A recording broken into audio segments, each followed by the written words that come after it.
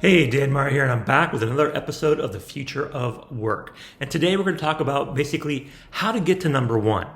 So if you are an entrepreneur and you're using social media and you're doing a lot of online business, whether you're doing business online or you actually need online to funnel business to you, if you're relying on social media as your primary way to market, if you're really trying to figure out how to grow what you're doing to become number one in your niche, we're going to talk about that today, right? So get ready, get your pencil ready, and let's jot down some ideas here, because to get to number one, I'm going to share with you how I did it, and then share with you how I can help you do it.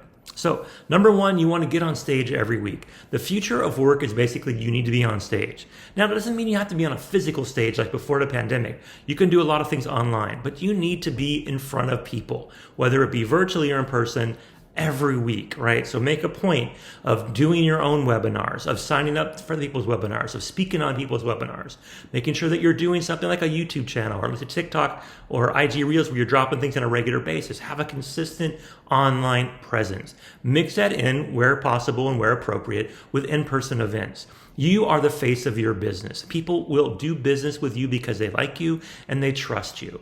If you have a great product, that's awesome. They want that. If you solve their problems, it's awesome. They want that. But a lot of other people do the same thing. So why you? Because it's you. So you have to be in front of them. You, your face, you're talking. You have to be sharing your story, talking about them, what you do to help them on a regular basis. Doing it every week. So be on stage. Virtual stage, physical stage, mix and match them. But basically every week you want to make sure you're talking to your audience somehow, some way. You want to write some kind of guidebook, right? So you want to write some kind of something that will give people an idea of who you really are about. Now, the guidebook can be video. It doesn't have to be a book. It can be a vlog. It can be a series of YouTube videos that fit some kind of overall program. A lot of people have coaching programs, which is a good way to kind of put together everything you know into a guidebook. And you want to have something available. So it can be an ebook. It can be a physical book. It could be a YouTube channel, but something with some depth to it that people can read a lot or watch a lot to make sure they understand why you're the expert they need and why they want more of what you offer them. This comes when you write or record some kind of guidebook. You want to teach others, right? You want to always be showing that you're teaching. This is a great way to volunteer your time. Work with students, work with young professionals, work with a local community group. Just volunteer time once a month to do something for free where you're sharing knowledge for free. When you do that, make sure you share that on your social media. Tell your story. So when you're talking about what you do, you can mix in stories of how you help people because you want to. Now, I hope you really want to. If you're like me, teaching is just part of who I am. Sharing knowledge is part of who I am. I really enjoy helping people level up, especially people that are looking to grow their business using virtual staff. When they need to figure out how I can grow my business quickly, how I can be flexible, how I can do it on a budget, a VA is usually a great way to start. Then you want to have a mastermind group. You want to be part of masterminds of influencers, not just masterminds of anything, but people in your niche, people that you can learn from, people that will challenge you, people that you can do things together. You can partner, joint venture. These come out of masterminds, right? So whether it's actual called a mastermind or it's just some kind of meeting of people that have like ideas, like mindsets, like businesses. It could be a Rotary. It could be 1 Million Cups. It could be some kind of event like a group or organization. But you want to get in front of other people. You can just listen to what they're going through, how they're solving problems, share what you're doing, talk about ways you can work together. Some kind of mastermind, right? You need this to be able to really, really go forward in the future, right? You can't do it alone. You have to work with people.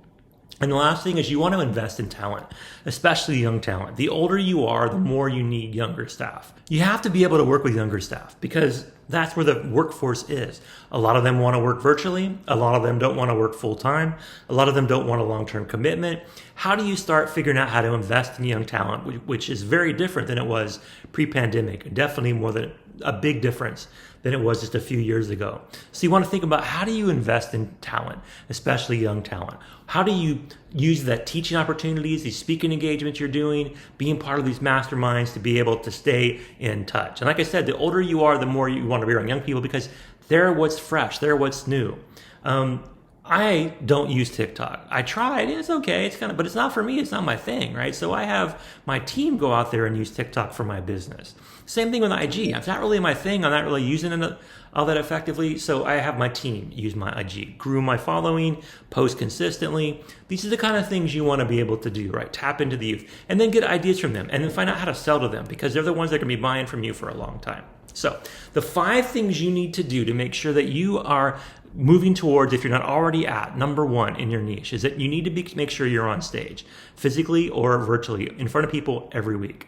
You want to write or record some kind of guidebook, some kind of series of videos, something that shares your knowledge that people can binge or just read through so they know that you are the expert that they need.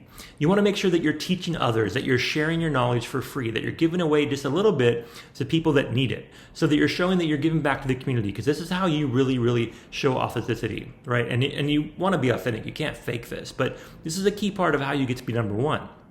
And then you want to be part of a mastermind. You want to be around people that can challenge you, help you go forward. And then you want to invest in young talent. This is exactly how I've grown both of my primary businesses. To be a top analytics trainer, to get invited to speak at hundreds of companies, to be able to train their employees on how to use data analysis, to be invited to speak across all of Southeast Asia, to be part of government and NGO organizations, to be able to speak to people, to speak in front of schools, to be able to share with my knowledge. I did all these things. I got on stage a lot to get attention, to get people seeing what I can do. I wrote a book about, an analytics guidebook for the Filipino professionals. So here in the Philippines, I wrote a guidebook specifically for my target market. I taught others. I actually taught classes. I actually taught in a school as well as guest lecturing. I was part of a couple different business masterminds, and I definitely invested in hiring young talent. My proteges, my best examples of work, are all 30 or younger, and they have all started with me when they were students, and they're all now mega successful business owners. So I know that investing in talent pays dividends. So that's what I did for my first business. My second business, same thing. I got on stage every week to promote the virtual assistant business, did a lot of physical on-stage work pre-pandemic and even during the pandemic. I started a YouTube channel to share my knowledge. Again, I've been teaching others, speaking with schools virtually, doing events where I can get in front of audiences and share some knowledge for free. Been part of some great masterminds. My mentor, Bill Walsh, leads amazing ones if you ever want to find out more about how I learned the power of the mastermind. And then investing in young talent. Most of my VAs are under 30. My core group has been with me since they were in their 20s, and they're now in their 30s. So I've seen them grow. I've been able to help them make the transition from young professional to more savvy veteran. So this is how I've done it twice. So it's going to work for you. Figure out what it is that you want to really excel at. Get on camera, get in front of a room, write a book or set up a YouTube channel, volunteer time to teach others, be part of a mastermind, and invest in young talent. I guarantee you it will work. So that's my future of work for you. This is how I've grown business choices, and now I'm on my 3rd business that I'm launching, the Future of Work here in the Philippines. It's a series of entrepreneur workshops. It's an opportunity for entrepreneurs to come together in networking events to not just network, but to hire virtual assistants.